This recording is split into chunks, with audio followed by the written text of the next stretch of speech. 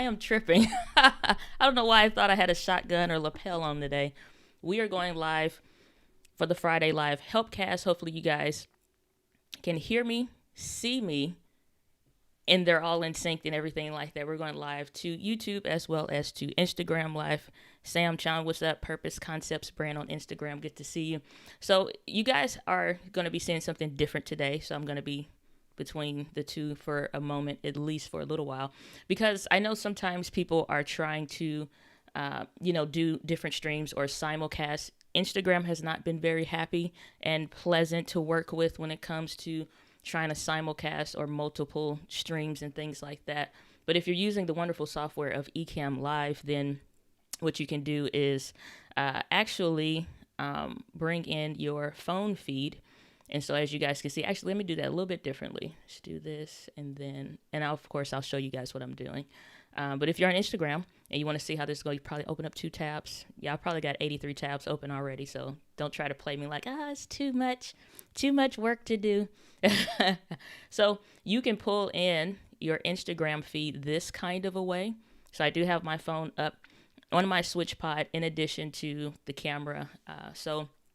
Obviously, it's like I'm not a big person when it comes to simulcasting or streaming and stuff like this. But if you wanted to, this is an option, and you're using like the picture-in-picture profile that would be on Ecamm Live. And so you can look back and forth. A lot of people just probably look at the primary camera.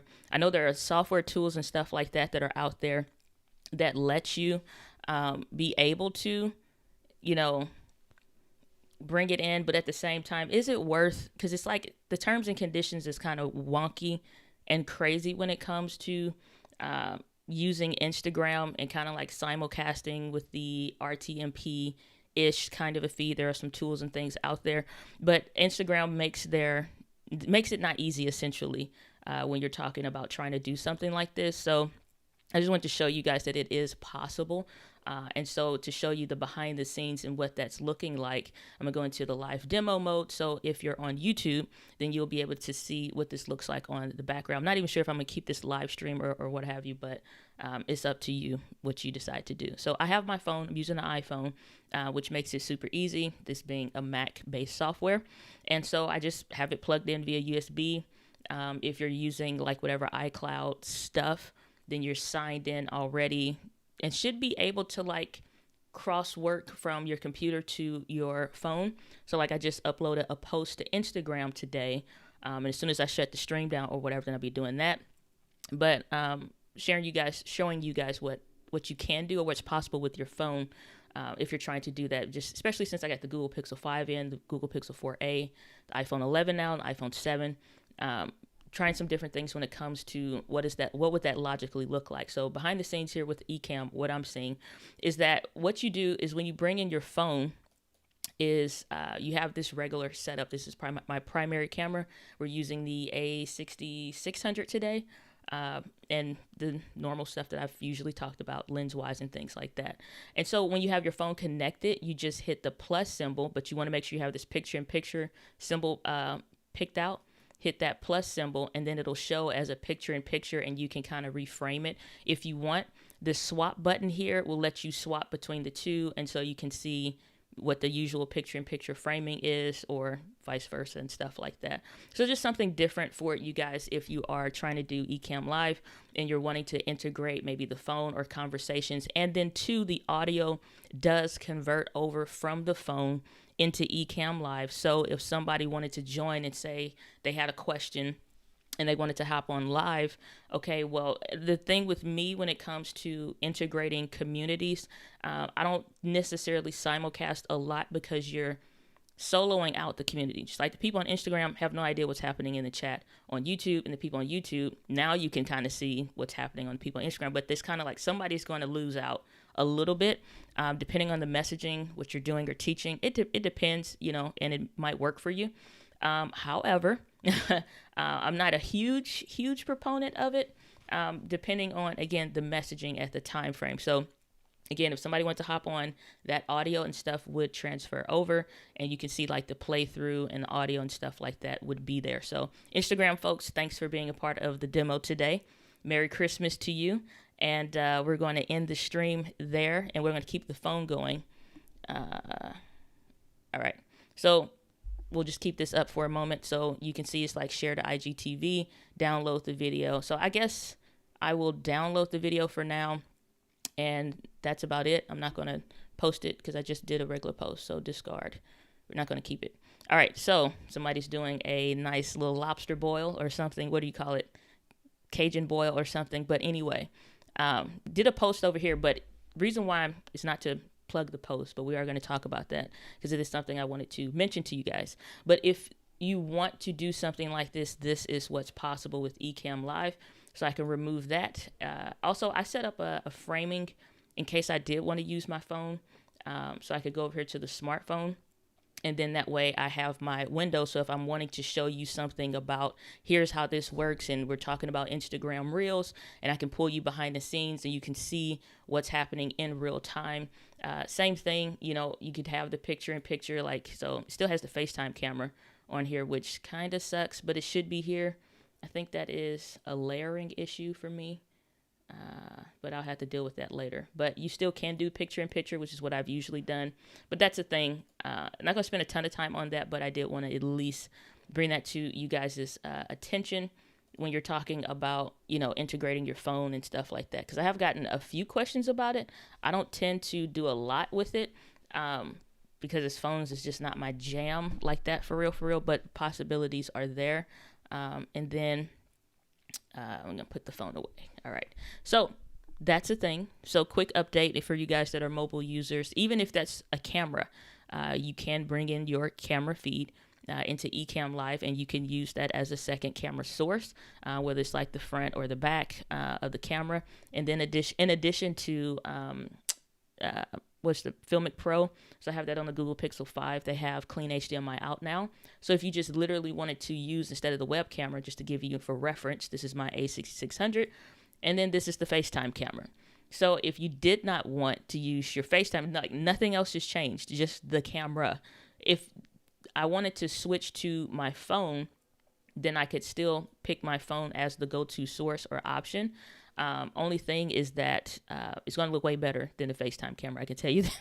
I can tell you that much. And I guess we could probably do some tests. Trying to switch this around. All right.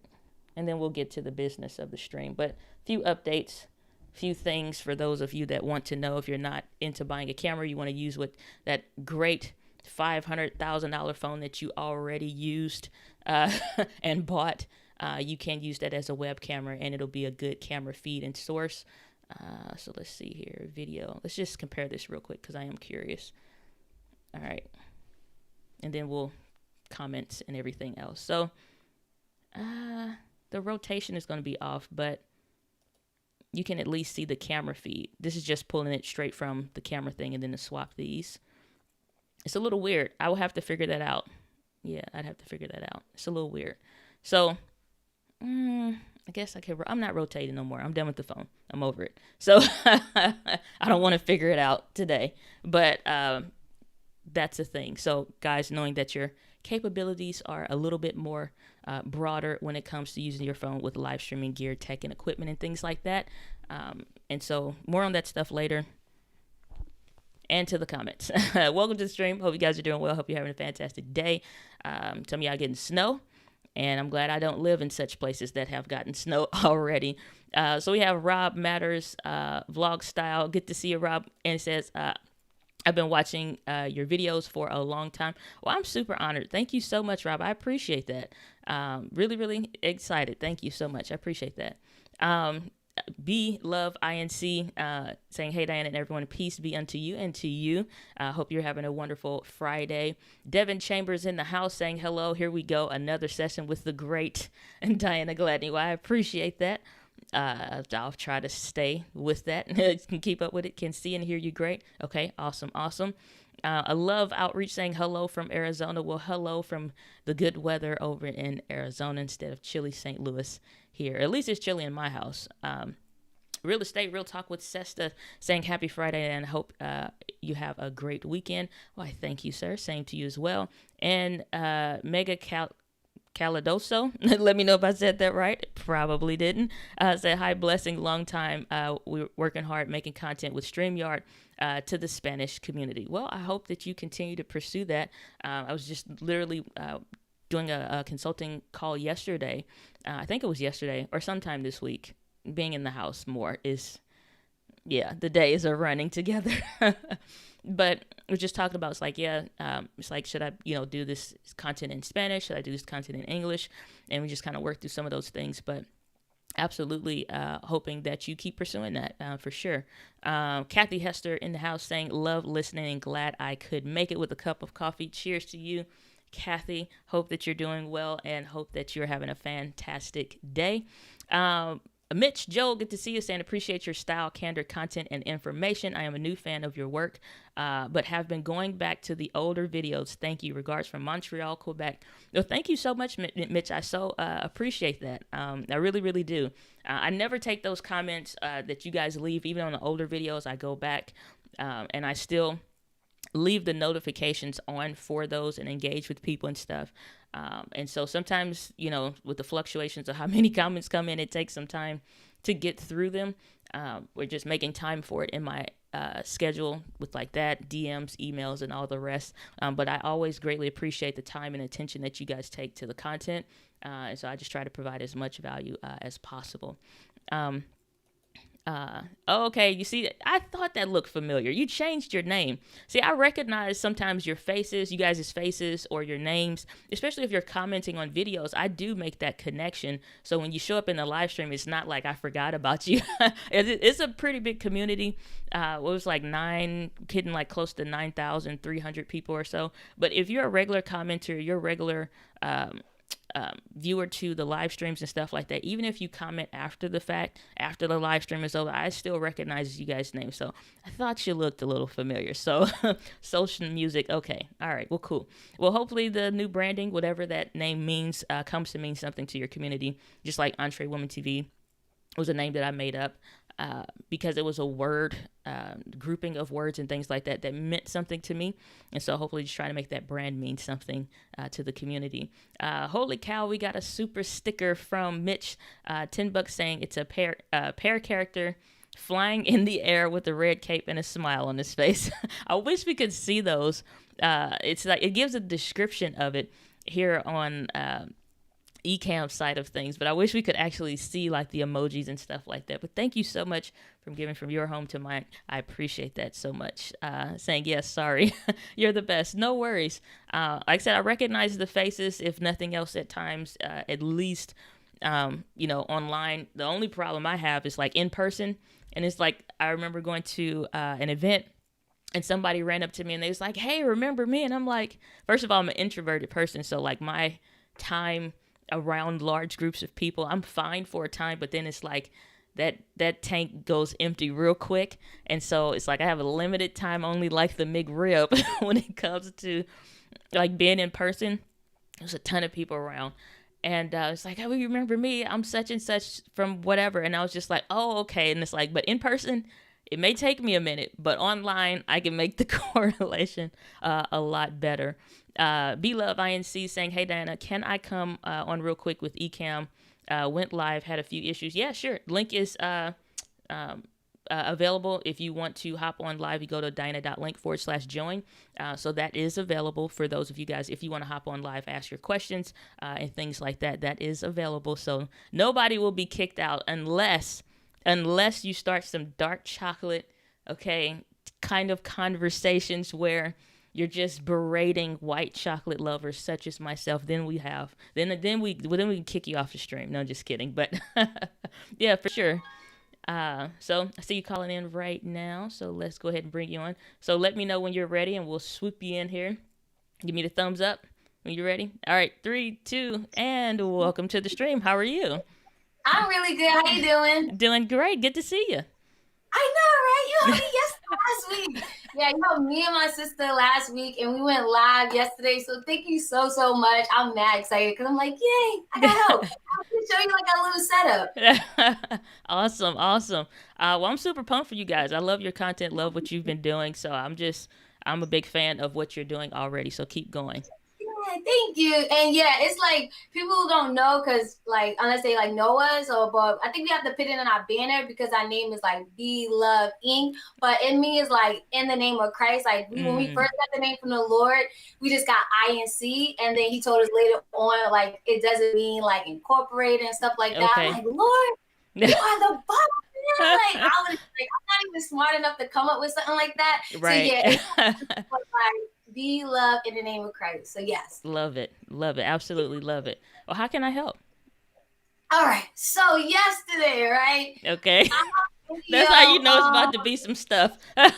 No, right? And so I hope you can hear me good. I'm Hmm. using like one of these like lanyard mics Okay. because the mic. Okay, so remember you recommended us to get a Shure or a sign like that. Okay. You girl went a little cheapy route. Let me tell you, I'll be honest with you. And I got this one, Five FIFINE from. Five Fine. Five Fine is okay. They are a budget friendly brand, but they're okay. Okay, So far. Yeah.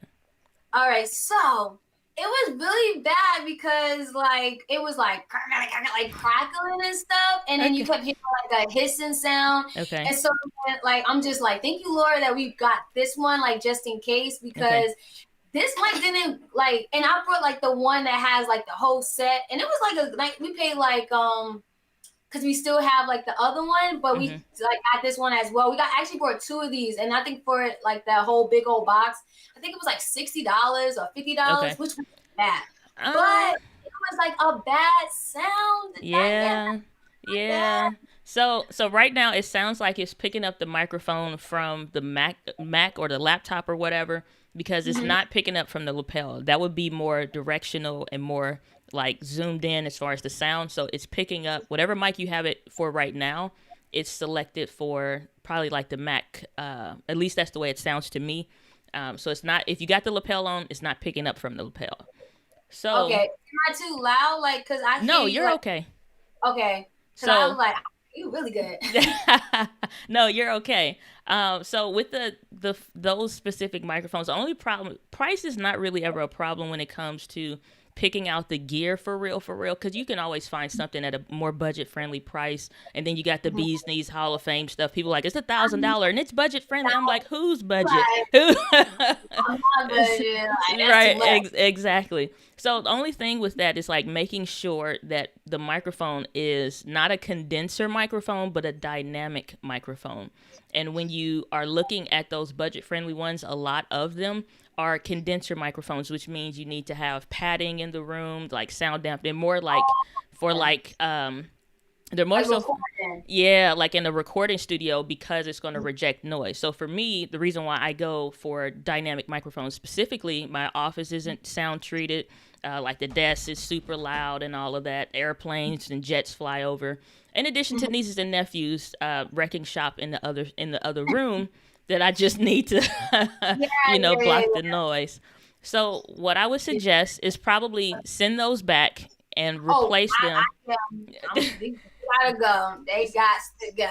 But I will give you one recommendation, and I'm pulling that Okay. up now. So Amazon Basics actually makes some dynamic microphones that are not bad, and you can still get away with some good quality. So I'm gonna switch over Okay. to you, not YouTube, but Amazon. And so these are highly recommended. So cardioid dynamic microphones are going to be great with rejecting noise. It's just a matter of if you're trying to get a different style, maybe you don't like that style and you do want something different. They do have a couple different ones, Mm-hmm. like from the Amazon Basics store or whatever, but you just type in like Amazon Basics microphone, then they have a couple of different ones that aren't bad. So like I said, the Five Fine ones are okay quality Mm-hmm. wise, but that condenser thing, if it doesn't say dynamic and it's going to reject background noise and all of that stuff, then it's tends to kind of be a problem with that.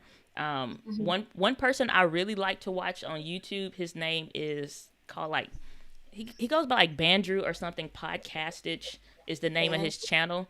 Yeah, but what he does is he'll review a ton of microphones. Like that's all he does. And so like those super budget friendly ones like the Amazon Basics ones and stuff like that, he actually mm-hmm. has reviews on it, and they don't sound bad. They reject noise really well. And so they're Okay. not bad investments despite the price. So price is not usually a thing. So like just the style, there are a lot of different ones. But that's what I would suggest. Go that route with a dynamic microphone versus a condenser. So it's not picking up the computer. It's not getting the echoes in the room. It was bad. Yeah. Just like, thank you, Lord, for a linger. Because my sister, she's like, I don't want the mic in my face. I'm like, well, girl, I'm getting this mic. And then so she was like, I'm going to get the other one. And I'm like, thank you for that. I brought that one, the lanyard, because that's the one we used yesterday. Mm-hmm. But then when we like replay and watch the movie, thank you for helping me with the mic, because I'm going to get that as soon as we get up this live. The quality was like not consistent, if that makes any sense. So like I later on I looked at our preference, and I guess we had our preference at like 7 something. So like the video will be like really clear, and then it started getting like really fuzzy and stuff like that. I'm like, why you doing me like that? And I was like, oh man, we had so much issues like afterwards, and I'm gonna ask you about that too. That's another question. Okay. But yeah, like, is it something that has to do with my camera? Do I need to fix something? Because I'm still new to like Sony and all that. Okay. So most of the time, one question is always the key identifier. Are you using Wi-Fi or are you using Ethernet? So remember, I told you last week, we got that Ethernet. Got the Ethernet. Okay. So if you're using... I got the Ethernet. Okay, so if you're using Ethernet, you're using like your Sony camera or what have you, and you're starting to notice like it's starting to drop or something like that, it's like we really just got to figure out where is the cap at. You know, like if it's a multiple chains in a link, if it's like 4 links in the chain and link number 2 is screwing up, it's gonna seem like 3 and 4 is like, it's like, dag, is it the camera? Is it the computer? Like, what's the deal? So sometimes like it could be something small, like maybe you got 72 Google Chrome tabs open and the computer is just trying to process a bunch of information and it's struggling. So that may mean, limiting that or closing programs. But it just really would depend at that point to see like when you connect what's actually happening. So if you have a link to the stream, you can drop that to me. It's on our page. Okay. Like it's our live stream. I'm telling you, we've been like researching, we've been watching your videos, got this eCam. We watched like live pro live streaming pros. Yeah, David live and Gloria. streaming pro. Yeah, because me and my sister, we like to dance. Yeah. And so we do a countdown. I'm like, okay, we gonna get that countdown. And we gonna be it's our live stream like from yesterday. All right. So you can see what I'm talking about. So I think if you go like minute 25 in, it starts getting like pixelated. I try to come up here and I did my homework. I was like, let me give it a minute. Okay, let's take a look. So, Thankful Thursday. Yeah. Okay. I'm gonna skip a little ahead. Yeah, right. Skip, girl. Okay. Let's go to where the stream is kicking in. So, get so hectic and so busy, but we need to continue to put God first above all things. So I'm thankful again for His grace that the Holy Spirit pricks me and lets me know. And so audio's a little low. The audio's low. Yeah, on the video, on the live stream or whatever. It's a must. So it doesn't sound like, to me, it doesn't sound like the it sounds like it's still maybe room audio or something like that. It doesn't sound like it's picking up from the lapels or what have you. So when you it's a couple things with the connectivity probably. I'd probably unplug everything and start over connecting the plugs, because sometimes it's something small. It could be like when you're plugging into your computer, it needs to be the thing with the 3 rings on the end, not the 2. So it's going to be different than the camera. And if you are doing that, making sure like the microphone option is selected, not just within eCam, but sometimes, making sure those settings are loud enough in the computer. It's little things that probably don't get talked about in tutorials and stuff like that, that if you're familiar with doing it, we just kind of do it by default. But I would probably say, like, hit me up probably on Instagram. I probably, like, we can do a video or something like that, and I can see what's going on and try to help out with that. But it's probably something small as to the reason, because it's not picking up the audio, which is odd. And the music came in fine at one thing, but it's probably just like some small stuff. So, like either hit me up on Instagram or you can fill out the form for a quick chat on my website, and then that way we can do a Zoom call and I can see what your computer settings and stuff is. Okay, thank you so much, because I'm like, we got this fancy camera. Yeah. We done everything. We done spent some coins, but God, it's worth it. But I Exactly. was just like, it's not like, I don't know. It just wasn't like working out. And I talk really loud. So I was like, maybe we should keep us low because your girl can project. Let me tell you. I can project really quick. So I was like, let me not make sure the quality, like not the quality, the audio is too loud, because I didn't want to be like slamming on everybody's ears. Yeah. I said, so that's probably maybe what it is. So we brought the audio, I don't even know what you call that. The audio box, interface. Yeah. Yeah, audio interface. Okay. Got the audio interface. So we have that one. Good thing that this mic came with like the little extra part, because that was the only way we was able to like put the lapel into the audio interface, because this one, since it's a USB, it don't have it. It has to be like that. Yeah. So we just got to take what you have, like go through the rundown of here's what we have, what actually is a system of things that we can put together to make a competent stream, because sometimes it's like everybody recommend a bunch of stuff and it's like, oh, it's great and it's good for this, and that, whatever. And it's like when we buy that stuff and then we get it home, we like, now how I make all this work together and work well and all that. And sometimes there are those differences in the bottlenecks of that. So if it's an XLR something with the interface or whatever, but yes, USB microphones and they don't have an XLR port or something, then it's like, well, crap, now what? So what kind of audio interface do you have?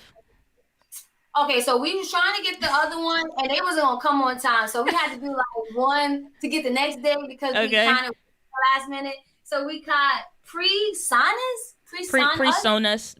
Yeah. Okay. It feels so cheapy. Let me. It'll be all right. I don't know. It was I don't know what you paid for it. Yeah. But I wanted the other one because I watched like so many videos. I'm telling you, like YouTube would be like my encyclopedia. Okay. The other ones that he recommended, I couldn't get it the next day, and I said, okay. And like I'm gonna have to get this PreSonus and hopefully it work. And it's been working. It just feels like it has like these other buttons on it. I don't know what that is. It's just like that. At that point, we just need to take what you have, simplify it down to a working setup. So if it's just you, then you know exactly what you need to do for the stream. If it's you and your sister, then you know what exactly you need to do. And that's what I talk about or teach, the record to edit process that's even effective for live streams, which is basically when I get ready to sit down and I want to do a video, I don't want to have to rethink what do I need to plug in here and what should go there and what the levels. Like, no, it's like if you know that it's just like I set my microphone so I can be still heard very well. But if I laugh or if an airplane comes over and I'm laughing, it's still not going over. So you can still find those right levels. But if you know, for me, it's 57% and for my sister, it's 62%. Volume levels, then we just lock those in and know exactly where we need to be. So if everything shuts down, power goes out, whatever, you know exactly where to go because you got it on a Post-it note someplace. So you don't have to constantly keep rethinking of what do I do and how do I make this stuff work. So probably is maybe a couple things that need to be replaced. Swap those out for something that will work. So if she don't want to be like this on a microphone lapel, fine, we could do a lapel or something like that. And then if you don't mind, or you do, or both of y'all want to do a lapel, then you could do that. So it's a lot of flexibilities with the audio and syncing that in with the video or connecting it to the computer. We just need to find, of the gear that you have, what's the system that's going to work, and then just going based off of that. Diane, you the bomb, girl. You the bomb. You the bomb. Okay, last question. Okay. So we did the live stream. We was jamming. I like the lapel because it can come, but at the same time, it was like getting in my way when I'm trying to like worship. I was like, we gotta figure this out with this mic. But my question was, once we scheduled the eCam and we said like schedule, right? So then once we did that, our channel was weird. Like I even screenshotted to take a picture of it. I don't know. It was weird. So what it said was, and then again, it was Thankful Thursday, like for real. Like we come on Thankful Thursday to give God praise. So I was like, oh, the devil is a lie. You don't want to give me praise. That's a different story. It says description, haven't uploaded any videos yet. Try finding another channel to subscribe to. So it gave everybody that like on our page, it gave that message. And then once we picked the live stream up, so we said, okay, we're gonna have to obviously we're gonna have to like schedule it so that people can know. But then once we schedule it, that message came up. And then afterwards, once we went live, all our videos came down. Like it was just saying like no content found, no video found, and it was just really weird. I wonder if that was kind of during that time frame, maybe if like when because I know YouTube was down for like an hour or so, they were having some challenges. So it could have been sometimes like, especially like when you got third party tools like an Ecamm Live or whatever. Yeah, they got permission to be connected and to do all the things that they do to live stream where they go to, but if the main source like a YouTube was having issues with, live streaming, the comments were still working at least, but some of the other stuff wasn't working. Like I would click on a video and the video just spin, it doesn't load. So sometimes it could be some residual issues. Maybe they got to relink up or whatever. I don't know.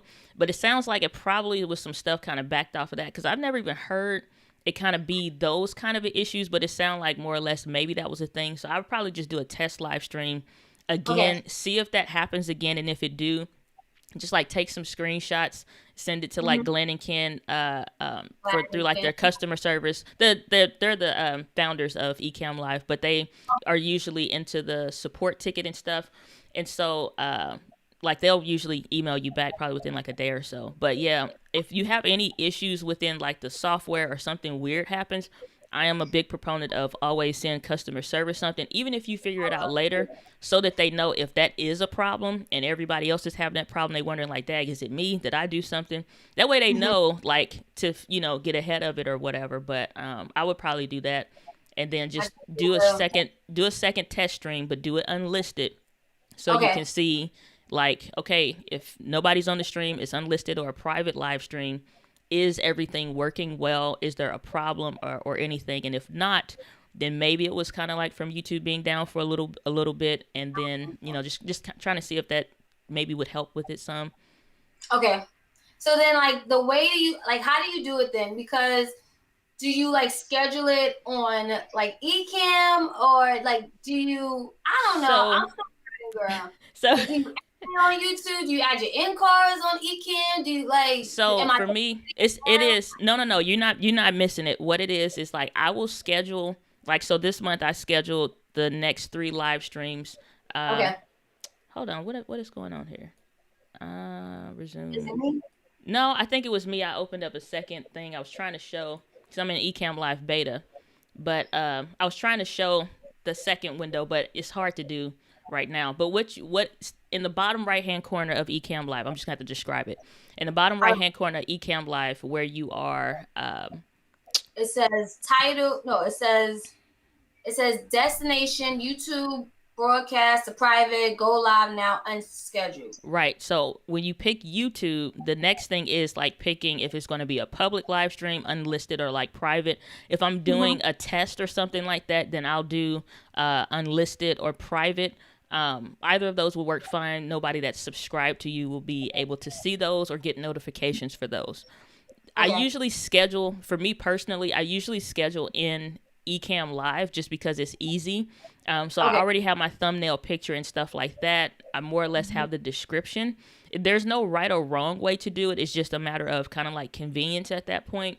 But when I do actually go through and do that, I will specifically still go to YouTube because maybe I'm going to turn on monetization for the live streams, which I do, and maybe add tags. Some things, it's like Ecamm Live will give you the basics, but you still want to go to your channel. So I'm going to switch over and show like my screen. And so like when I go in here to my videos tab, whether I've scheduled in an Ecamm Live or whatever, I just find it easier to initially schedule it. When you go over here to your videos, go over here to the live tab. And so like you can see, this is the current live stream that we own right now, but next week's live stream is over here. So I'll click the pencil tool to make sure that I can go in, if I want to change anything, schedule it. This is where you would add your end cards and all of that stuff. So you got to still actually go in and do that for yourself. And I'll do that after the live stream is over. So I don't worry about trying to do that beforehand because you don't know when the last 20 seconds of your live stream is going to be, which is what it takes before those end cards pop up and all this other stuff. So you'll see it's kind of grayed out for right now. But if you want to scroll down, you can change the date and the time, change the thumbnails if you still need to do stuff, add it to a playlist, all of that extra other stuff, tags, everything else. Still, you need to go to YouTube, but you just have to go to that videos and then the live stream tab specifically. And then so the older ones, if I wanted to change one for like last week, then still I'm clicking on that pencil tool. And then when I want to go add the end screen for it, now it's available. And now, because it knows how long the stream was and all of that stuff, so I can add, hit the plus button. It'll say, I'll pick whatever is best for the viewer, move it like normal, and then save it. And then it's done. So it's still some stuff you have to do within YouTube. And then there are other things that, Ecamm will let you pretty much schedule it, add the description, the title, the thumbnail. But monetization, end cards, YouTubery things that it's like you for real still have to go to YouTube to do that and maintain it. But initially scheduling the live stream, it just seems easier to me to do it in Ecamm. And then later I'll go to YouTube and, make changes if I need to. Y'all make it look so easy. Like, I feel like this, I'm serious. Like, I was glad on. Because the Lord told us to come on YouTube and it's Facebook. I have this is like my first year back on Facebook because I got one in the past and I lost the bet and I didn't want it. So I really didn't use it. So I'm not really like a social media girl. And then, you see YouTube videos for many years and y'all just look like you just think about, okay, it's just so easy. Just record. You don't remember the uploads. You don't know about the end cards and the little stuff. I'm like, wait a minute. It's a process. And then too, when we started, this is year 4 of YouTube. Next year will be going on 5 years of, making videos. Yeah. So it's like when you first getting started to do anything, when you get a new phone, it's some stuff that you may not learn until a year later, but it's like now it's easier to add on one little more feature versus trying to y'all, if you just getting started learning YouTube, you got to learn you trying to learn all the things. So you got 40 things on a list versus for us, when YouTube rolls out a new feature, it's just one more thing. Everything else is kind of we're used to doing it. But if you just getting started with YouTube, don't feel like you have to do all the things. I'd never recommend that because it's stressful, it's frustrating, and then you feel like I'm never going to get to X position or it's going to take me longer. And it's just not worth adding frustration to yourself. That's unnecessary. And it's it's a lie. You will get to all the things that you want and the goals and whatever else. However, we need to simplify what you need to do. That's why it's the gear. Let's make this real simple, streamlined process to do that. And then, YouTube, we going live. Y'all got the intro with some music, you dancing. We'll figure out the mic stuff. And then, when you remember to add the live cards, then you can go back and add the live cards. But it's not going to make or break your channel. Or if you forget to add a tag, it ain't going to make or break the channel. So I just think we always had to keep the main thing when it comes to the YouTube stuff. And when you have time to learn the newest thing, then it's just well, let me see what they're talking about with these. Well, let me see what this is about. But don't feel like you have to or whatever. And it's navigating all of this stuff. It definitely takes time. And I was in the same boat like everybody else.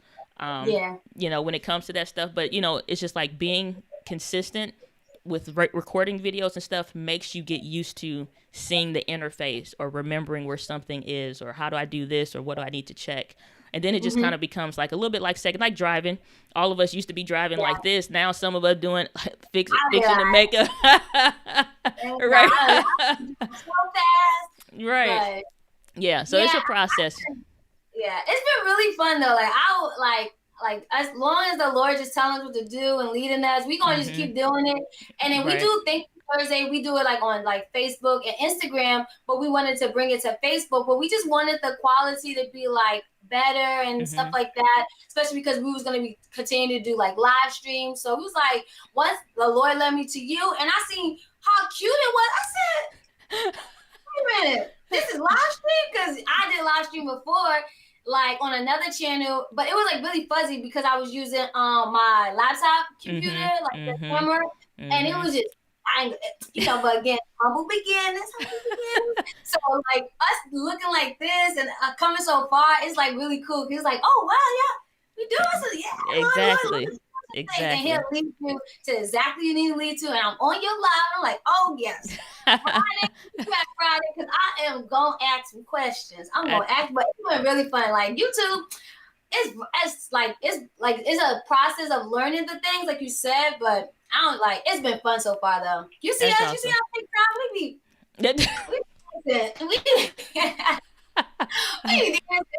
We worshiping. We like, man, love it. I love it.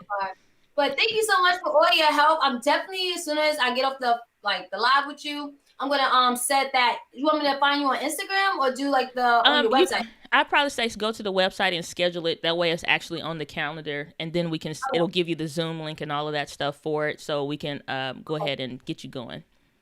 Oh, I'm excited. Thank you so much. God bless you, Diana. My pleasure. I appreciate you. I'm excited, man. Like, I'm excited. I'll let you go because I know more people need help. Okay. Well, you take care. Have a good day. Thanks for coming on. God bless you. Bye, guys. Bye. Oh, man. I love that so much. So thank you so much again for coming on. Just absolutely love that kind of stuff. Warms my heart. Really starting to, I mean, like, that's the difference. You know, it's like you think you're making videos and just like, man, ain't nobody gonna watch, especially like getting started and stuff like that. And you never know. You never know what blessing you'll be to somebody else on their journey. So I'm super pumped about that. Let's see here. So James Buzzard, good to see you, brother. Glad that you are here. Saying yo yo. Doc Roxanne watching from the big screen. Sony, of course. And saying Sony, of course. James, yeah. I can tell you what. A lot of people been hitting my inbox like, yeah, we got a Sony camera. I'm like, I know you did. It's just like y'all are not ready for the things that are happening in the office this past week. If you've been watching Instagram story, I drop little hints and stuff like that, but it is some serious stuff that you can do with these cameras, and just like basic stuff is just like, it's a lot of things happening. So, let's see here. Malik Blade TV saying hello. I have a Sony a6400 that goes black during recordings on Ecamm. Any idea how to stop the camera from blanking out? I'm not sure why yours would be doing that. Excuse me. I've never had my, A6400 blank out. I would check your settings. So like, the settings video I have on the channel, it will go through all of the different stuff of like the settings wise for that. I would probably check there, and let's go over to the channel and I'll show you the which ones. So let's go over here, and then let's scroll down a bit. So this A6400 video, pause for the cause. So this video has a ton of chapters you'll see on here, and you can go to the description, click on the show more, and it'll go through all of the different areas, like if you're trying to live stream and stuff like that. So you can click on the specifics for what you're needing and go from there to try to get, that to fix, be changed or whatever. It could be the sleep mode timer that you have. You don't have it disabled. So at 30 minutes, your camera's still going to sleep maybe, or live streaming setups. I don't know. Because usually when I'm just setting up my camera, those are like the first things that I go through and change. So I would just go through, make sure your settings you don't have to go through that whole video, obviously. Just click on the chapters for the parts that you just want to make sure for, like the live streaming, the display, the sleep timer, that kind of stuff. Go through those primarily to start with and see if that works.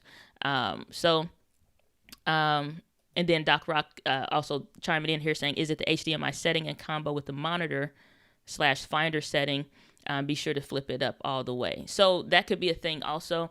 What he's saying is basically like on my cameras, what I'll do is the trash can symbol on the bottom right. So I can swap almost like a custom function button is what I have the trash can set to. So when I'm in video mode, if I press that, which is not going to use I don't think I have that set for the A60. Need a battery in there. But what I'll do is I'll set the camera so that swaps between the viewfinder, the little eyepiece from the big screen, and then that way, let's go through here, put a battery. That way, I can swap it. So if you have a setting like that set up, so you can just see me hit the trash can, screen. Nope. Am I a movie? No. What are you doing? Okay, so I must have changed the buttons on here. So down button for this one, I have to swap that one. And then you see it goes blank, but it's not really going blank. It's just switching over to the viewfinder. And so if you got a setting like that set up, did you accidentally hit that button? Is your screen flipped all the way up or something like that? Maybe, I don't know. It's little things that could be the issue. But as far as the camera going to sleep, like I said, I'm running 6100, 6400, 6600 all time of the day with tests and different things this week and last week, and I've never had that problem. So probably have to figure out what's going on.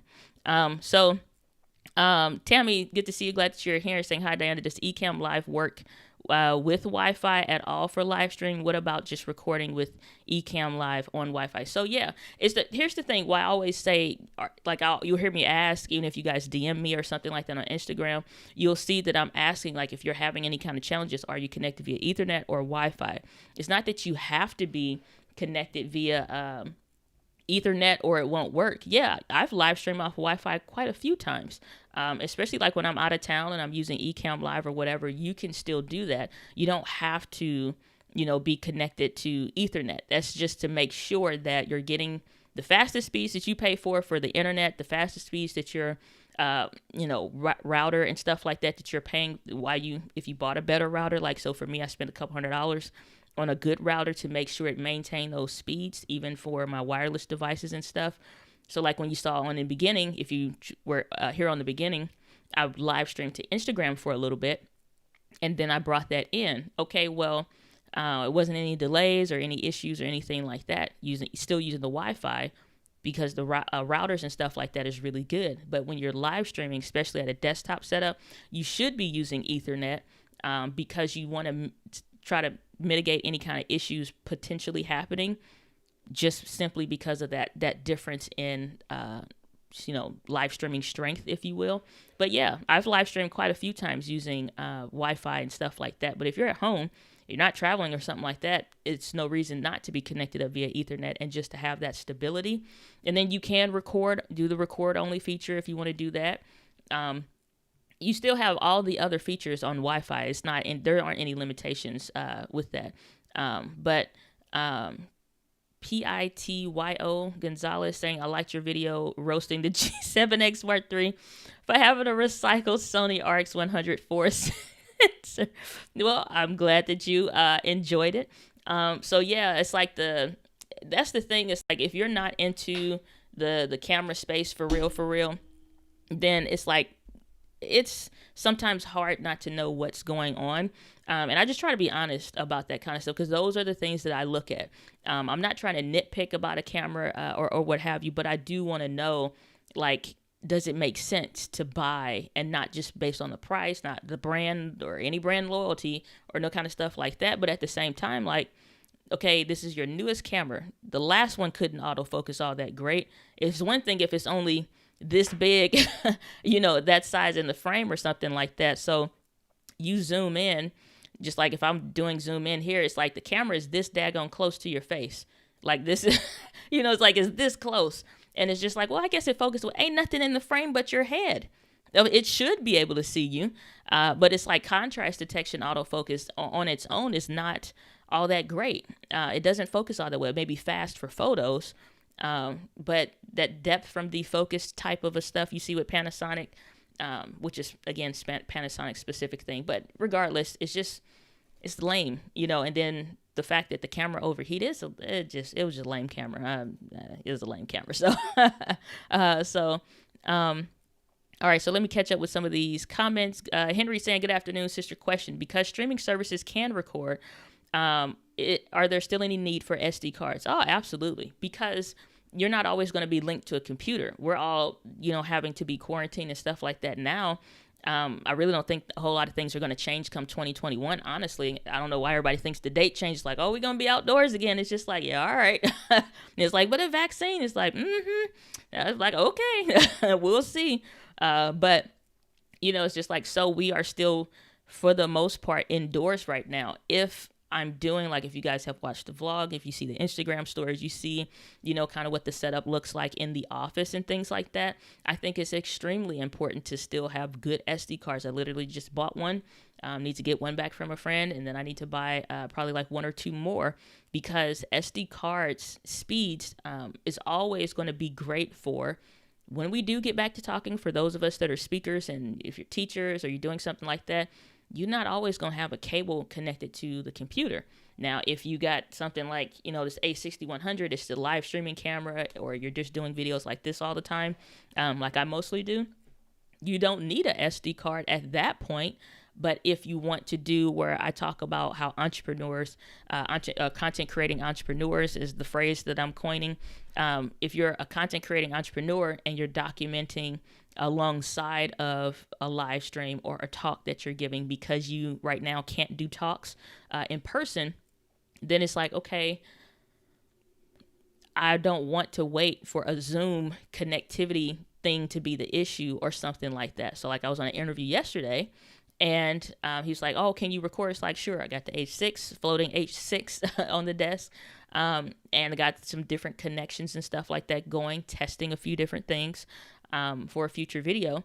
And I can record internally. So there's an SD card that goes into the Zoom H6, as well as for the camera. Okay, well, I'm also having my own clips and my own recording. If Zoom goes out, I still have the full thing. If a jet flies over and it's kind of making the Wi-Fi wonky, or just whatever, or like literally yesterday the power went out. For up to that point, I don't have any stutters, I don't have any whatevers. I have had interviews where some weird stuff happens, where the video feed with whatever service that you use, it gets wonky. It's the internet, so I'm not trying to rely on that. And even if I'm doing a record only feature, I'm still not relying on that, because I don't always want to be beholden to a computer as to whether or not I can get unlimited recording, because I'm recording on the computer and stuff like that. It's just knowing the pros and cons of both. But I don't think it's important to, well, not that I think it's important, but I don't think that we should solely rely on software.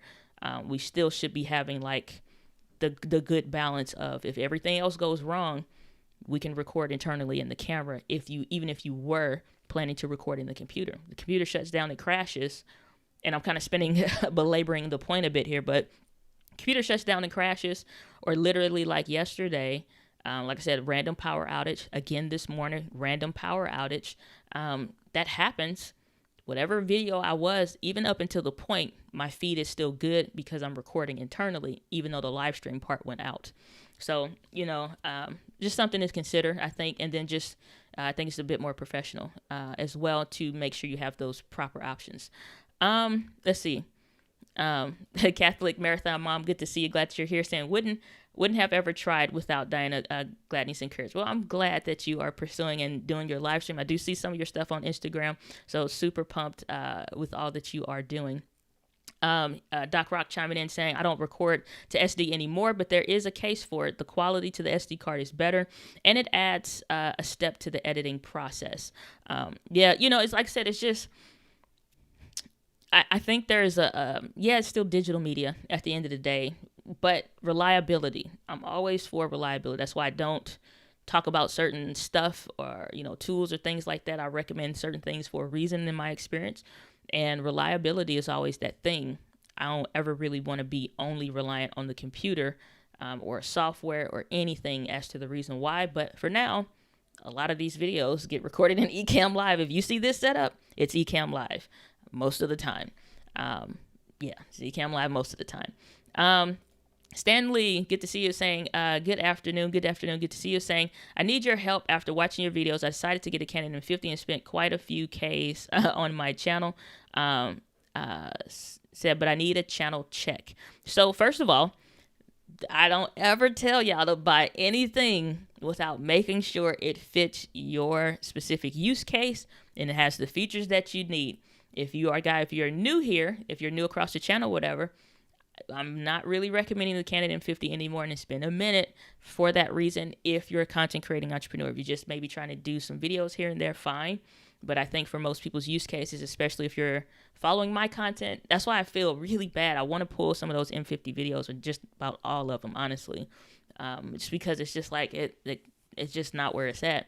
But it's helpful for those that have the cameras, but make sure it fits your use case. But let's take a look at, let's see here.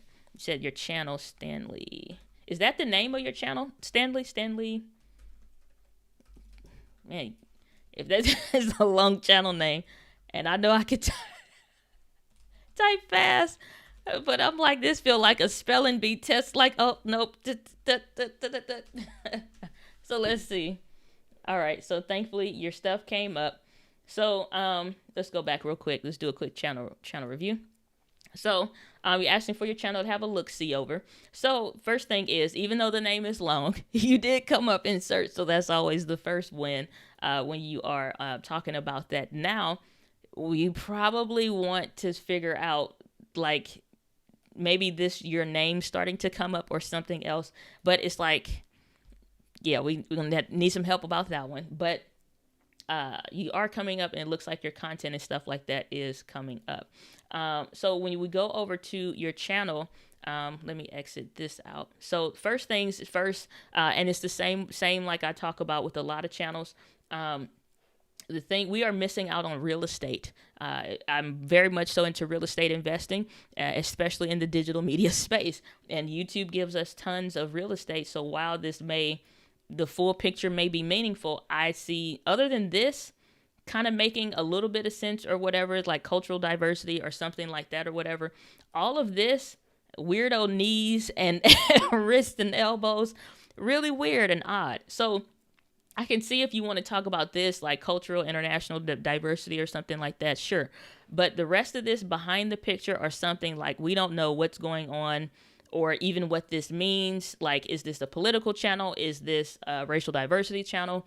Is this about, you know what I'm saying? Like, who are we helping with what specifically? What's the point of what we're clicking on? We don't know. And so when we want to take away a lot of confusion, and using up this space does that, I would highly consider the name of whatever it is that you're talking about, or finding it to be easier once you hit, I think it's like 100 subscribers or what have you, then you can change the channel's URL name or whatever, just like Entree Women TV, Diana Gladney, whatever you search, I'm going to come up. Entree Women TV is harder, but that's why I also lead with Diana Gladney. Even if you spell that wrong or something like that, my content's still going to come up. So I would take that into consideration. The other thing is, welcome mats. If you're welcoming somebody to the home of your channel and this, that, or whatever, we have tons of content that's just not there. So I'm not going to dive into it too deep, because I've covered a lot of that with other channel reviews as well. So take that kind of stuff into consideration. But since you asked about the camera, let's click and take a look at the content.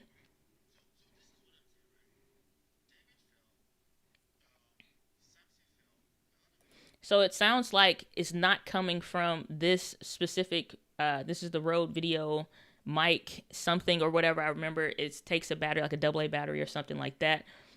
Whatever would have been on this mic stand, that's empty.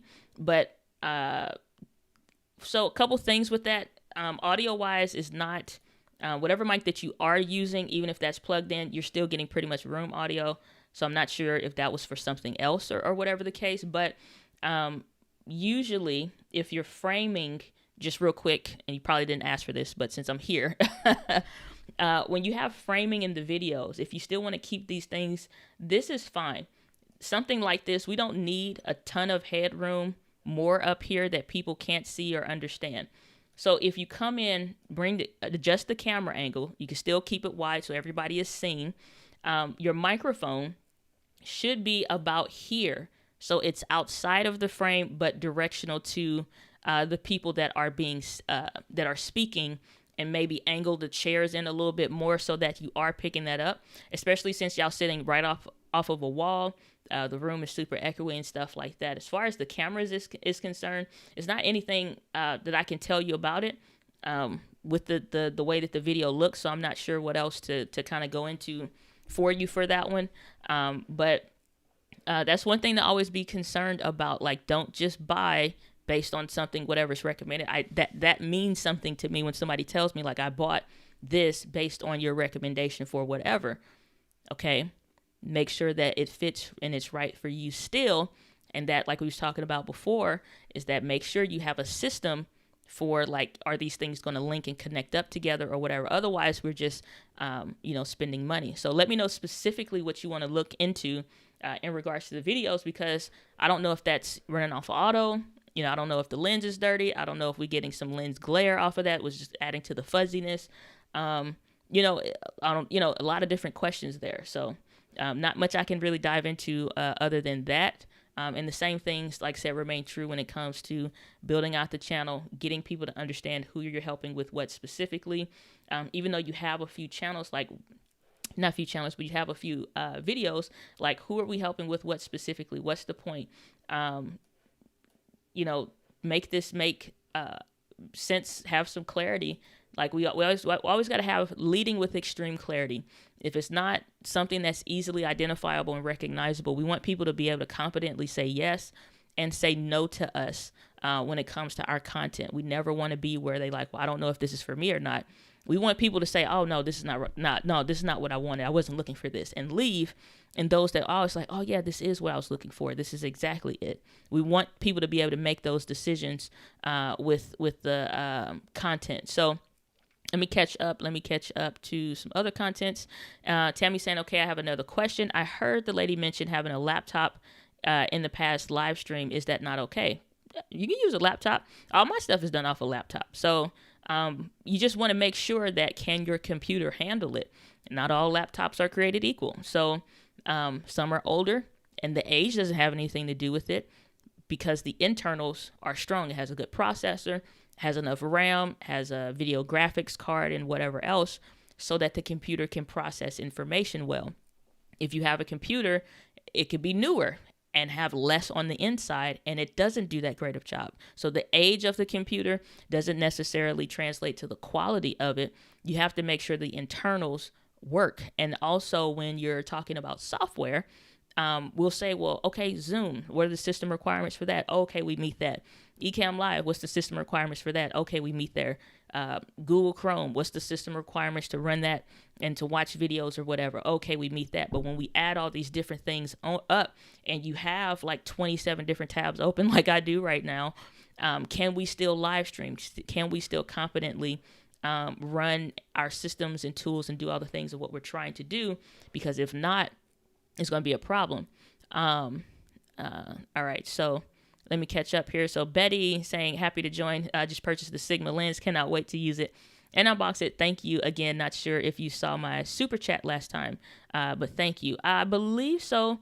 I don't think I got behind on the super chats. I don't think. But if I didn't last week for any reason, I appreciate you so much. And thank you just still for commenting, for the super chat, for everything. So definitely appreciate that. B-Love INC saying, thank you so much, Diana, for all your help. We appreciate you. Always a pleasure. Always a pleasure.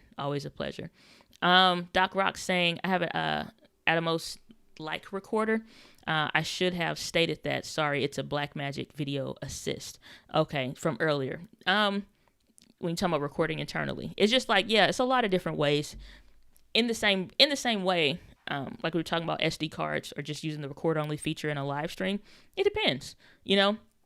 This is kind of the same thing of using like the Atomos Ninja 5s or something like that, and you're out and about. Most people kind of record to those if they're using that kind of a setup instead of recording only in the camera. So it really depends. Something like this, I don't have a problem with. If I want to sit and do a video right after the live stream, leaving it and recording it directly into Ecamm Live. Literally every video that you see, and it's kind of like this, was recorded in Ecamm Live. Unless I'm someplace else in the office, which I'm not really, bouncing around the office a ton like that anymore, unless I'm just kind of moving over and doing something slightly off access to this angle. Then it's like maybe that's recorded internally, maybe not. It just depends. But yeah, you can always do a lot. JFK production saying, hope I'm not too late. We'll see. We just hit that hour mark. I'm getting close to the end of the comments. So if it ain't no more comments, I'm leaving early today. It's like when they ask if you ever worked a job And they asked, who wants to leave work early today? But I ain't never typed so fast before in my life when those messages used to pop up. K-Walk Comedy in the house. Good to see you. JFK saying, hi, Mr. Diana, what would you suggest for a good 4K camera under $500? I've been looking to get the Panasonic G7, and I know you're a Canon M50, but I'm starting to hate Canon. So again, it's like I don't have a problem for any of the brands, but buy based on the features. The price at this point, when it comes to me recommending gear and equipment, is inconsequential, because while budget is important, it doesn't matter if it has the wrong features and it doesn't do the job of what we need. And the Panasonic G7 and the Canon M50 today, Panasonic doesn't make bad cameras. I'll put it that way. They have great cameras that have horrible autofocus. That's their problem. So for content creating entrepreneurs and just about anybody else, unless you're a filmmaker or something, or even if you are sitting here like this, I don't want to have to be stuck with, I don't want to have to be stuck with not having autofocus. The minute I want to say like, oh yeah, check this out and let me hold the camera up so you can actually see it and block my face, which is not doing a good job right now. So that's an example of what you would call autofocus issues for the Panasonic. That's exactly how it is. You hold it up, nothing happens, but you got to block your face. And my problem is I'm close enough to the lens. If you get too close, the Sonys don't focus bad. Let me explain to you what's happening. If I'm too close to the lens, every lens has what's called a minimum focusing distance. So that's just like saying, like, if I put my finger up and focus, can I see that? Lenses have the same thing. So like some lenses, you need to be a little bit further back before it can focus. So sometimes I be too close and sometimes I be too far. Where we at? There we go. All right. So now I see what the minimum focusing distance is while I'm sitting here. But yeah, so just pulling that down, and you can see that come up there, blocking my face, putting it there. It focuses on it, and then I put it back down or whatever. Panasonic cameras don't do that well. Maybe you're not doing that, but maybe you're moving back and forth. Maybe you're doing like Beloved INC was doing, and they're dancing. Okay, well, whatever you want to do, whatever kind of content. If you're walking on stage, do you want the camera to be able to focus or whatever? It's little things. And I'm not for cameras that have limitations like that. I wouldn't recommend anything under $500 because I don't know what you need. So as like long story still long, it's like I don't recommend based off of the price, or if you're within this price point, just go here. What do you actually need? And then buy a camera based on that, because you can always find something to make it within that price range. The A6100 is probably going to be what you probably come around to, but is this having everything that you need in it? So like, pick based on the features. What do you need? What are you trying to do? And don't just say make YouTube videos. What exactly are you going to be making content around, about? What are you going to do? What is that going to encompass? And that will dictate the type of camera that you buy. Don't just stop at the price, because if another $50 made the difference between the right camera and the wrong camera, staying within the price range hurts that. So just let me know what you're trying to do, and I could probably better recommend something, but you're at least going to start with an A6100. I'm not even recommending any Canon cameras at this point, because most of the time recording limits is a problem. I don't recommend any Panasonic cameras because autofocusing is absolutely a problem. I don't care what firmware updates they give, it sucks. So that's kind of my opinion with that. As far as that's concerned. K-Walk Company saying, and I'm with the setting insight from Diana. I have done enjoying it. I'm not sure where I missed it. I'm not sure where I missed that one. And Betty saying, appreciate you. My pleasure.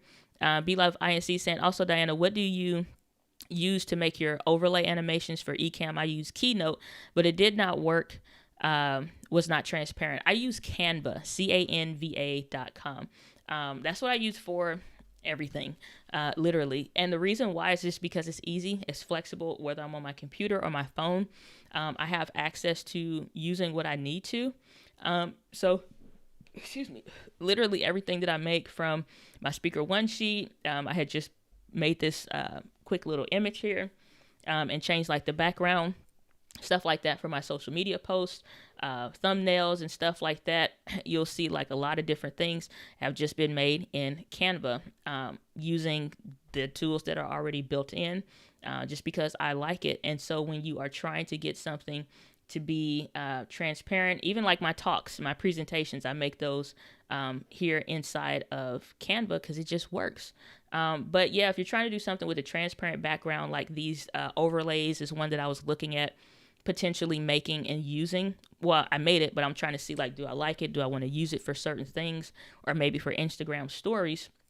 What if I wanted a whole image behind like all the white part to be something else, and I just wanted that to just be an overlay or whatever? When you get ready to go in here to download it, you can download with all this other stuff. I don't use that. I just go to the download thing. You pick PNG, and then you click transparent background. This is page 1 because it's some other ones. So I'll pick page 1, click done, and then when I download that, it will be not any of the white background stuff. So I'm gonna download this, and it's gonna look weird when I bring it into, let's just call it image, background, call it background.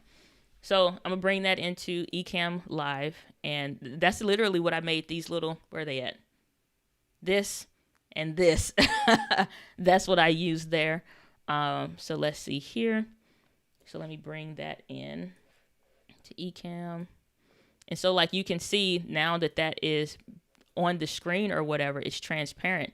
And so I can move this around, or, you know, whatever the case is. But if that's something I wanted to use and reframe that or put that over someplace for anything, you see it's now transparent from there. So that's what I use is Canva, just because just that simple stuff works. And I'm a big proponent of simple, and it works. So that's what I would say for that. Let's go over here. Breast cancer sip and chat with Queen Bee. Good to see you. Glad that you are here. K-Walk Comedy saying the Black Magic ATEM might be my next gadget. Boy, y'all dropping some coins. I heard that. Doc Rock saying go relax, D. I will when I get through these comments. We definitely ain't doing 3 hours today. I can tell you that much. That stream last week went almost 3 hours. It is not happening. Not happening. Question from K-Walk Comedy saying any recommendations or when it comes to purchasing Final Cut Pro add-ons? Got a Facebook pop-up and did not know if that would be worth the investment. Again, when it comes to anything that you're doing for anything, if it makes life easier, simpler, more efficient, or whatever, sometimes it's worth it. I buy a ton of Final Cut Pro 10 plugins because it increases like the what I can do and how well I could use something, and, you know, just like all that different stuff. So I bought a ton of plugins when it comes to Final Cut Pro 10, if it looks like it's something that's going to work, or if it's like I have them in mind to do some kind of a project or something, and I'm thinking like, oh, I kind of want this, or I kind of want to do that, then I'll go to what is like Envato Market or whatever it's called, or videohive.net, I think is the specific link for that brand, but I'll use that, you know, and go there and get some stuff. There are other tools and stuff like where, trying to think, what's that other company, Video Blocks or Story Blocks or something like that. You'll see a lot of tech reviewers and stuff like that recommending and talking about, and they have where you can get plugins and stuff, but that's only for as long as you have a subscription with them. Once you cancel the subscription, you cannot keep using that same stuff, even though there's no way for them to pull that off of there. The licensing expires for that. So there are some tools similar to that. And I'll use some stuff like that if that's what I want to use for my work. If it makes sense, then I'll keep using that stuff. But I don't have a problem with buying anything, you know, and all of that. So JFK Production Autofocus has left the chat. I mean, you know, I don't have a problem being honest about what works and what doesn't. I've invested, spent, and wasted enough money on gear, maybe that was highly recommended across the YouTube sphere, because it's like when you're first starting, you don't know what would work. So this is why we go to these recommendations and we ask, and I got the Panasonic G85 and I love that camera. And then the more I got to using it, and the more I'm like, I'm stuck like right here if I do zone autofocus.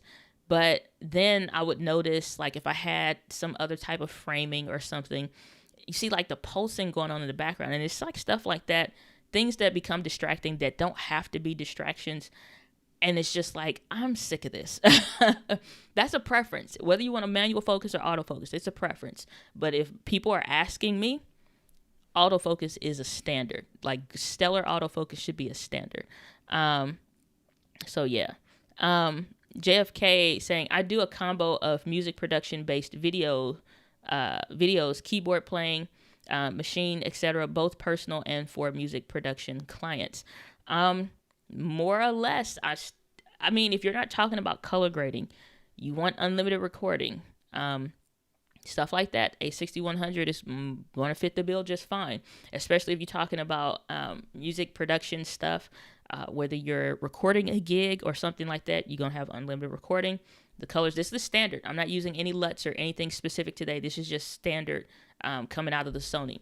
And so if you're fine with the way any of my videos have looked, they're not like super heavily color graded or anything like that. Sometimes I'm experimenting, and which I have been all year, with different things. But standard out of the camera looks fine. Looks really good, honestly. And I'll see some vlogs and stuff, and I wonder, like, man, like, what are they using? And then turn around and just like, yeah, I'm just using standard too. And it's just like, dang, it looks really good. But you know, you can definitely go get your money's worth. You know, it's going to spend a little bit more unless you buy used for the A6100 or whatever. But I mean, unless you need IBIS or unless you need something more, but if it's pretty much going to sit on the tripod for the next 1, 2, maybe even 3 years, you more than going to get your money's worth out the camera. Anything beyond that, like I said, it's at this point, not based on because of a brand loyalty or anything like that. Features and use case for most people that I encounter across my channel, the Sony cameras just fit the bill, unless specifically like I talked to a couple people and like camcorder might have been right for them, or maybe a cine level type camera may have been right for them, depending on a lot of things. But for most people, Canon is not fitting the bill, and Panasonic ain't neither. Josh saying, my stream starts to lag when I'm using multiple cameras or screen share while streaming, playing music through Logic Pro. Unfortunately, Josh, Logic is not a tool that I use or am familiar with. However, what I would say is, let's go to, what's his name? It's a couple channels that use that. It's like Jake Goslin, I think is his name, or something like that. So Jake of Churchfront actually does a lot of content when it comes to using similar software tools and stuff like that. And so because he is a worship leader, he uses a lot of those same tools. So I don't know if he has anything on Logic Pro maybe, but here we go. So Logic Pro, stuff like that. And he uses Ecamm Live. So a lot of probably what you're trying to do, and I'm going to drop this in the chat so you can just click on that and go straight there. But he uses quite a bit when it comes to that kind of stuff. So that's who I would probably recommend starting there to try to figure that out.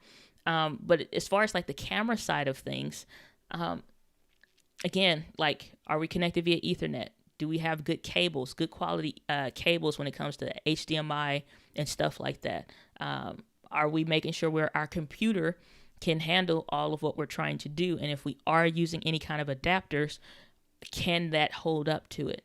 So I was just talking, I think Doc was part of it in this conversation on Facebook. On Amazon, we were talking, or on Facebook, we were talking about how, you know, like, what are we using? Adapters, dongles, and stuff like that, because Mac is tripping. We don't have ports other than this USB-C crap. And so now we are in dongle hell. So that being the case, so like I'm trying and have been using this specific adapter thing, and I'm going to pull it up so I can show y'all what it is. But I'm like, I need a docking station. Like, I need this thing to be the bee's knees Hall of Fame. And so this is something that I'm using that is just kind of like to try to deal with maintaining speeds, maintaining quality. I buy the right cables. Everything is good. The computer can handle it. Like, we got to make sure we're hitting certain check boxes. And so when it comes to that, this is something that I bought because it's got 2 HDMI ports on there. It's got 2 USB 2.0s that's running on the back as well. It has the USB-C, so it can connect to and also power the Mac. And it has the Ethernet port that's on there, in addition to it's powered by itself. It's got also the SD and the micro SD and 3 USB 3.0s and another USB-C on the front and a headphone jack and a USB 2.0 on the front. So it's like I picked that behemoth up and have been running it like crazy now for about 2 weeks. It's only one thing about it that I don't like. It's like when and I think it's a setting either between the computer or something maybe between the docking station. I don't know. When I shut the computer down and it's still plugged up, instead of it shutting down, it restarts the computer. It doesn't log me back in or do any kind of weirdo stuff from there, but it just restarts. I unplug the docking station. That doesn't happen. So I think it's a setting thing. I reached out to customer service and they were like, there's nothing that on their end. So I'm like, okay, they like it's probably a setting because they've had other people say that. So if nothing else, it's not that big of a deal for me to either unplug it or I guess a switch to the what do you call it? Surge protector thing or whatever for all of that stuff to turn it off. So it's not that big of a deal. It's slightly annoying, but it's like it saves me a lot of trouble with connecting all of this stuff and making sure the USB ports and all of that stuff is fast enough. And so check there. Again, it's always like, what's bottlenecking you? Is it the software? Is it the processor? Is it the RAM? Is it a cable? When it comes to the live streaming, all that little stuff adds up and can be super frustrating. So I was try to start there. I'm sorry I can't be more helpful than that. Doc Rock saying Canva desktop is a game changer. It absolutely is. Love INC saying thank you so much. My pleasure. Always a pleasure. Queen B saying so I can make visuals via typing them into Canva and download them into YouTube. Yeah. So yeah, yes, you can. And so let's go here. Let's go back to Canva, and I'm gonna spend a little time on this because that's pretty much it in the chat, and then we'll call it good afterwards.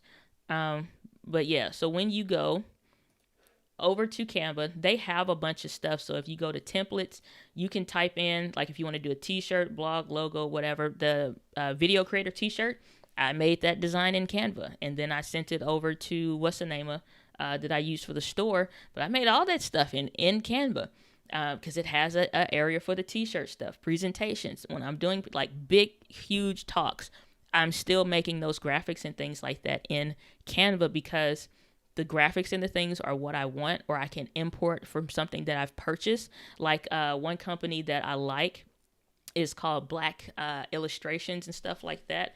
And so I love the brand. I love what they stand for, and I love adding this stuff to my presentations. And so like if you go to blackillustrations.com, like I can add in and I'll do a ton of stuff. So if I'm doing a fitness something, or if it's something like for fitness teachers, and if I'm doing a teaching on that, and maybe how fitness providers can maximize their brand using YouTube, then I'm going here because that's usually the demographic and who I'm talking to. And I just prefer to use Black Illustrations. And so I'll go here, and I have several of these. And like, I think this is one that they just recently did for free, which was about like, yeah, so outdoors and stuff like that, family time, religious stuff, whatever you want to use. So I'll download that stuff, and whatever I'm trying to do, I'll bring that over into Canva. And then I have a ton of things. So if we go to my designs, whether it's for presentation, the thumbnails, all of the thumbnails and stuff I do for my blog, that stuff is here. Stuff that I'm doing, depending on what I'm doing for Instagram, maybe that may be used there. And so you'll see a lot of the recent thumbnails. All that stuff is made into Canva. Even the stuff that you see in the live stream, most of that stuff is made into Canva and that's why I like Final Cut Pro 10 as well. Because like if I see something on the screen, I want to be able to go grab it and move it. I don't want to do this X and Y axis stuff. And I don't, no. If I need to make micro adjustments, fine. But that's why I like Final Cut Pro 10 over Adobe, because coming from Filmora, I can just go grab something, move it. I want to change the color, I can. I don't need to be a scientist with this kind of stuff. And so if I'm doing a thumbnail and like I have my fonts and all that stuff uploaded, then I can lock in that gold border, or I can unlock it, and I'm going to move this out the way. And so like I can just put that off to the side, adjust the pictures, reframe that. So if I wanted to bring it over, whatever I'm trying to do, if I see it and I want to do it, I can move it. Or if I want to change the wording, or if I want to change this to say home office setup, then I can change that, like whatever. So, just like literally all the things. If you ever see me teach a presentation or attend a talk or training or something like that I'm doing, and you see so for example, I did a talk at, what was it? I don't know, but the intro screen, not the intro screen, but both of them were saying, so three secrets to amplifying your brand using online video, and how to use live streams to grow your business. I kept the intro screens the same. Like you can see here, they look exactly the same, but the internals of what I used was different. Two different communities. I think it was the Atlanta Black Chamber of Commerce talk. Was about, one was the Atlanta Black Chamber of Commerce talk. The other one was for something else, for the YouTube Marketing Summit that was hosted through Social Media Marketing World, or Social Media Examiner, excuse me. But it looks the same for the intro screen because I liked that, but the insides is very different, not just the color schemes and all that stuff, so I could change that. And I'm not going to show that because some of that stuff was part of paid trainings and things like that. But whatever you're trying to do, this intro that I was doing for StreamYard, because the resolution is trash over there, and you're going to see a bunch of stuff, just put a countdown timer in there. Add some music to that. That was the intro timer. Some other layouts and stuff like that I've worked with, where this initially came from. All this stuff comes from Canva. I don't try to be, some graphic designer person. I just try to say, okay, what's the idea that I have? What does Canva have? And something maybe I can buy to kind of add to it if I need to, and make it work for me. So like that graphic of the black woman at the chair or whatever for the office, since I'm speaking to entrepreneurs and stuff like that, that's part of that Black Illustrations pack that I bought. And so I added in the YouTube stuff. We will go to, I think this one was, I don't know if that was a paid event, but I'm not going to scroll through and show you the whole thing, but I'll at least show the first slide and just kind of some things that maybe went into there. And so I added elements to it. So I have this, how to live stream part here. This is a different font, and then that was different. But these elements that go into the inside here, all of this stuff, that was added. That was specifically added. That's not part of the pack. The pack just had her with a whiteboard or white screen. I added in those elements from Canva to make it look like a YouTube thing with a live streaming, kind of a streaming logo kind of a deal. Added that YouTube logo and stuff like that just to kind of make it my own. So I'm just building on the elements and stuff of what actual designer people and stuff would make to make it more unique and specific to myself, and the branding and the things that I'm doing. So you can use Canva for a lot of stuff. It definitely works, and you can use it for Final Cut Pro 10 as well, stuff like that. JFK saying, I dropped $2,000 on my PC. I'll bite the bullet on the camera tech too. Might as well. I mean, it's like, and it's not just like spend as much money, buy the best things. Just buy what you need. If we are truly running a company, if we're truly running some kind of something, even a nonprofit, even, or whatever, we're going to get a return on the investment. The problem comes when we buy the things that are not a return, not going to earn us a return on our investment, and they become a waste of money. That is the issue. So cables, buying this, you buy this stuff 2 and 3 times because you just don't want to spend the money on the one thing. There are some things that are budget friendly, that are really good, that are great. They don't cost a lot. This microphone is a prime example of that. But today, like you can notice, This is the USB port, not USB, where am I going? This here is the USB part and XLR. I'm running both of those because if you watch the Instagram stories, I've been doing some testing on different things that you can do that is unique to microphones like this. But if you're a content creating entrepreneur, you are trying to do multiple things at once. You don't need to buy 2 mics, 2 different setups, da-da-da-da-da. So more stuff coming on that, but yeah.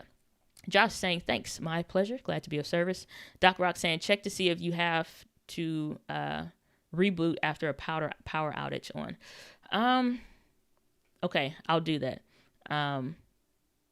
Okay, I'll check. Let me write that down because it's some stuff with the Mac that is just like, dang, it's like, what should I do? So let me write that down real quick. After power outage. All right. Thank you very much, sir. Appreciate your assistance. Eco Blue saying, hi all, I'm listening while riding my bike and taking photos. Well, I appreciate you taking us along the day with you. So good to see you. Glad you're here. JFK saying, usually make graphics in After Effects, but well, heading to Canva now. Thanks, Miss Diana. So, I mean, whatever floats your boat or finds your lost remote. Said I also found out about Filmora for real, or from on previous stream, and man, it's better than Premiere Pro in regards to stability. I think that's true. That much is true.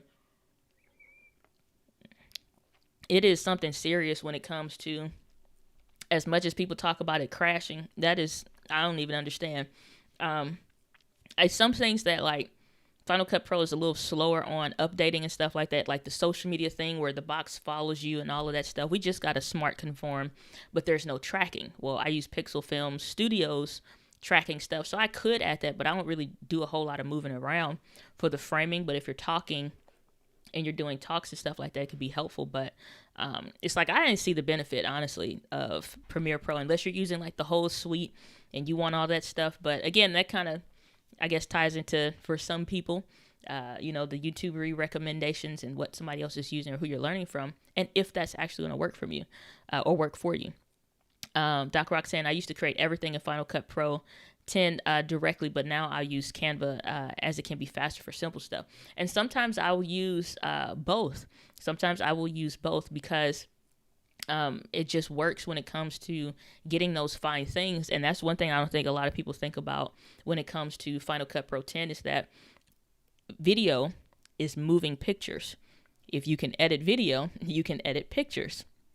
When you bring stuff into Final Cut Pro, I export a lot of things, or if it's something specific that I mostly use in a video, I'll do what I can in Canva and then maybe bring that into Final Cut Pro 10, make those tweaks or something that I need to add to it, or color grading even for certain things.